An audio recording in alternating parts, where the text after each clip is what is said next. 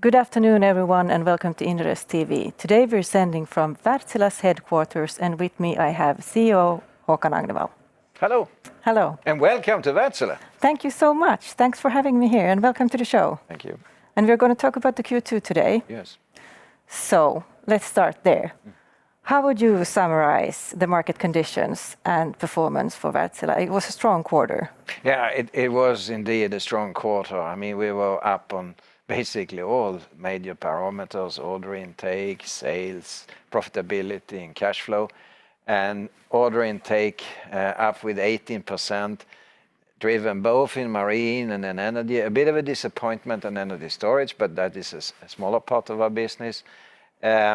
Sales up 11%, and then touching 12% EBIT for the whole group. So we are really on the roll. Yeah. And you could say that, you know, if we look at our two industries, marine and energy, the demand is holding up in a good way.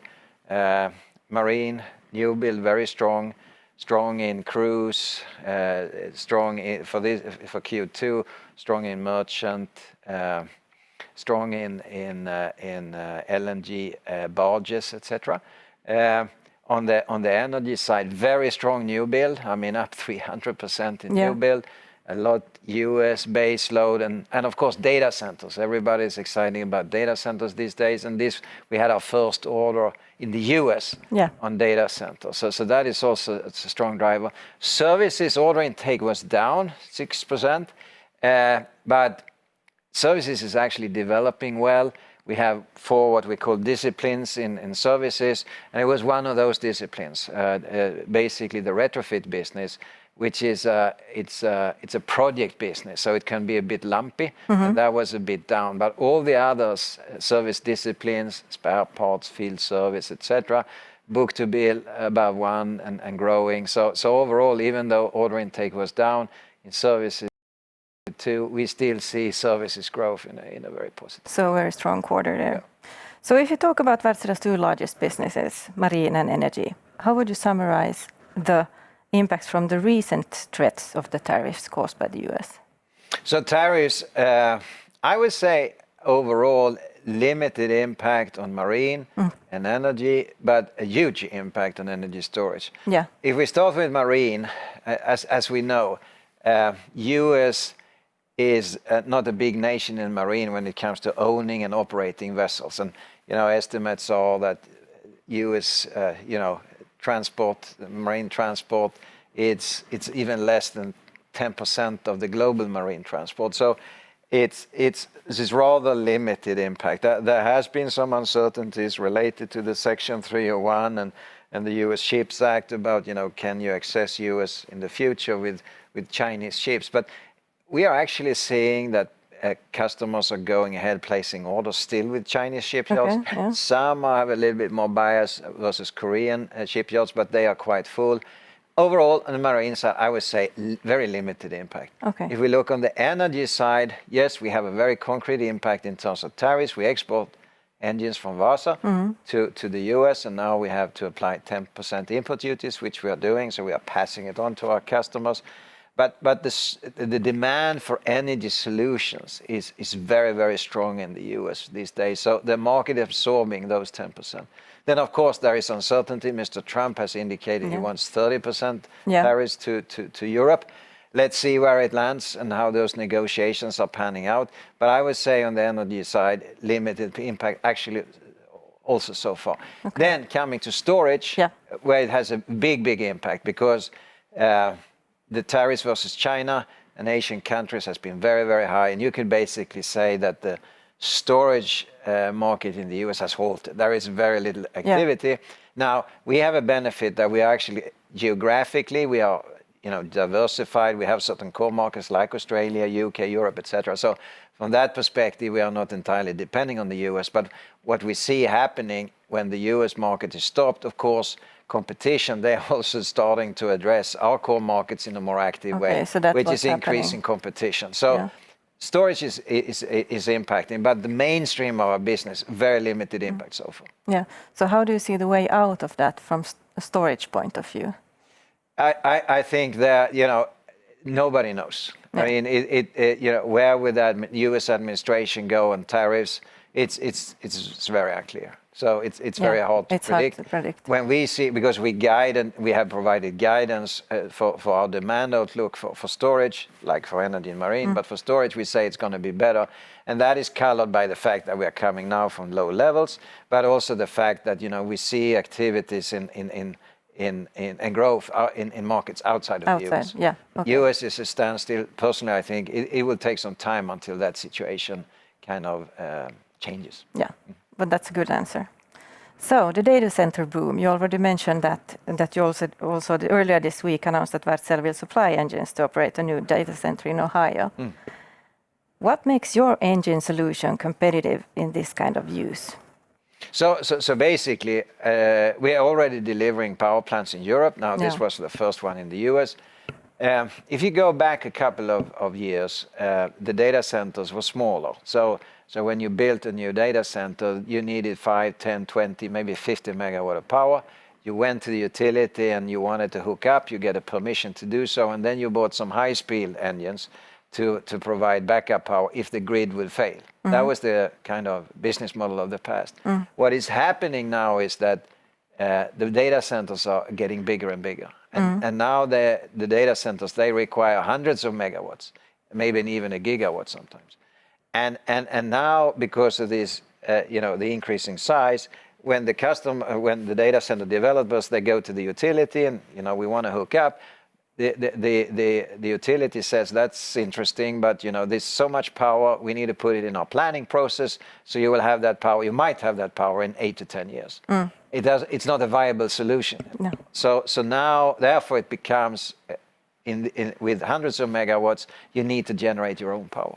Okay. And these type of power demand, everything I would say from 50 to 400 megawatts of power, that's, you could say, our sweet spot. Now in that, so you could say a big chunk of the data center power market is moving into our sweet spot. Now we always compete with the gas turbines in these sweet spot areas, but we have some, you could say, intrinsic benefits. We are more energy efficient. We are more modular. So the data centers, they require very stable power, very high uptime reliability. And without going into all the technical details, with our engines, we can provide that uptime and reliability in a more affordable way compared to the gas turbines. We don't need too much water for cooling. Gas turbines require much more. So there are some of these benefits. So a more affordable way. Yes, and a very competitive way going forward. Oh, that sounds really interesting. Absolutely. It's a humongous market. So in the spring, you decided to keep energy storage as a part of Wärtsilä, even though it has very different economic characteristics compared to the other core segments. Do you think there are operational synergies between storage and power plants, or what was decision made on other factors? Yeah, so in the operational synergies are rather limited. I think we have learned that through the years. I mean, basically, when we started the strategic review, the starting point was we had grown this startup because we acquired Greensmith in 2017.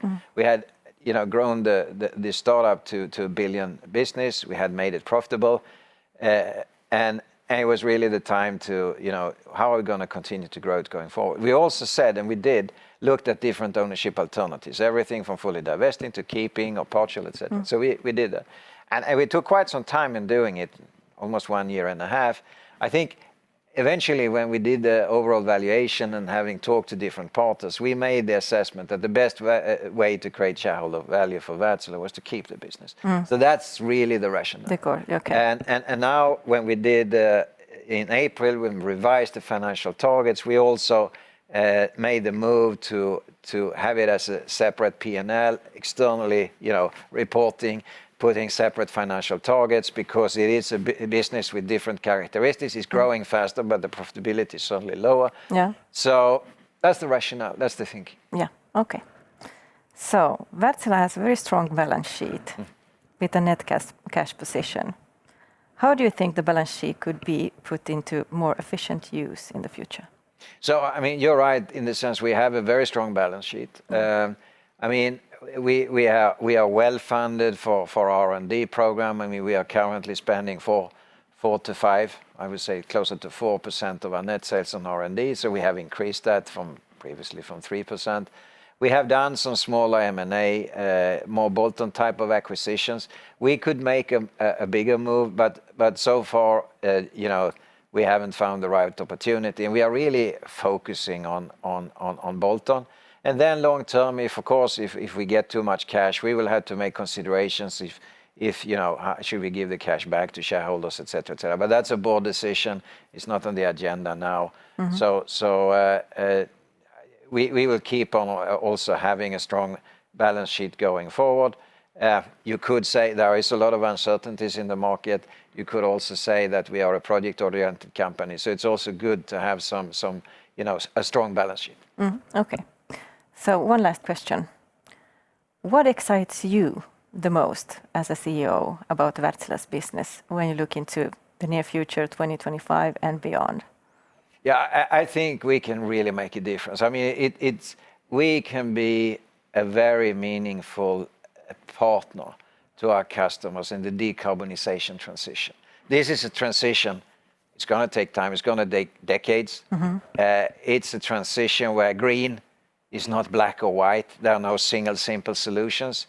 But we have some of the major solutions in that transition. I think that's really, really exciting. It's for real. It's not green or whitewashing. And having this capability, both with our technology, but also with our service offerings, to help customers in this transition, it's a fantastic. I mean, there will be more things happening in our two industries, marine and energy, in the coming 10 years, maybe compared to the previous 30, 40 years. And to have the opportunity to work with Wärtsilä and even to lead Wärtsilä during this period, it's really exciting. Oh, that sounds very interesting. Thank you, Håkan Agnevall, so much for all these answers. Thank you very much. Thank you. Thank you.